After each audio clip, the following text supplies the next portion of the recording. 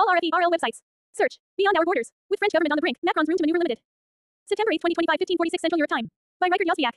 French Prime Minister François Bayrou delivers his general policy statement during the parliamentary extraordinary session prior to a confidence vote over the government's austerity budget at the National Assembly in Paris on September 8, 2025. Summary. French Prime Minister François Bayrou is likely to lose a vote of confidence in the National Assembly on September 8, increasing political instability in France. If Bayrou loses, President Emmanuel Macron is expected to nominate a new prime minister, likely leaning left, and focus on passing a budget with moderate cuts. France faces challenges including economic instability, fragmented politics, and potential nationwide strikes, alongside international pressures like the war in Ukraine and trade tensions. French Prime Minister François Bayrou appears set to lose a vote of confidence in the National Assembly on September 8, an outcome that would increase instability in one of Europe's largest countries while limiting embattled French President Emmanuel Macron's room to maneuver. Bayrou, who kicked off the debate in Parliament with a speech on September 8, is expected to be followed by leaders from all 10 political groups in the legislature. The outcome of the vote could come by around 7 p.m.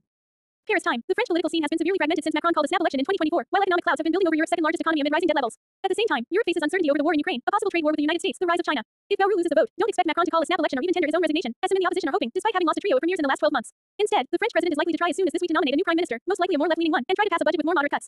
Look out for nationwide strikes later in the week that could block much of the country going forward. And to get away from all this, expect the president to focus even more on foreign policy in his 2 remaining years in office without changing course too much. This means that the Elysée will be vocal and active in both Ukraine and the Middle East, but don't expect it to put up too much money to back up the verbal grandstanding. In many ways, this French chaos has been entirely predictable ever since Macron decided to call parliamentary elections in the wake of a disastrous result of his centrist ensemble for the Republic together for the Republic in the European Parliament elections in June last year. The gambit completely backfired and, instead of shoring up political support for his policies, he completely lost control of the assembly. Since then, little in terms of legislation has been passed as his diminished party together with a small coterie of center-right groupings have formed minority governments at the mercy of either Marine Le Pen's far-right, National Rally, or a wide-ranging coalition of leftist parties. Bayrou fell after he attempted to cut some 0.8% of gross domestic product from France's ballooning deficit, which has almost reached a full 6%, double the Eurozone limit. Markets will be jittery for some time to come, but expect Macron to nominate someone from his own camp who is more left-leaning, less economically austere, and hence capable of working better with the 66 moderate socialist deputies that allowed last year's budget to pass. Alternatively, he could also nominate one of those socialists as prime minister, even though the right-leaning fractions in his brutal coalition might balk at this. The party to look out for is National Rally, the biggest group in the chamber. Before Le Pen was keen to avoid a political crisis, but now it appears that she is gunning for early elections in order to trigger a faster ruling from France's constitutional watchdog, the Conseil Constitutionnel, on the legality of her election ban.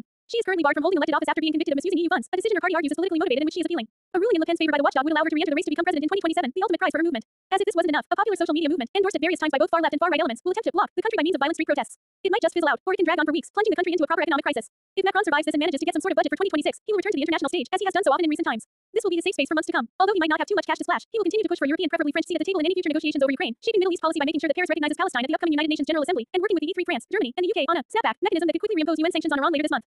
France will hardly be the most powerful player in any of these arenas, but expect the always energetic Macron to be turbocharged on international diplomacy for the reminder of what is expected to be a turbulent presidency.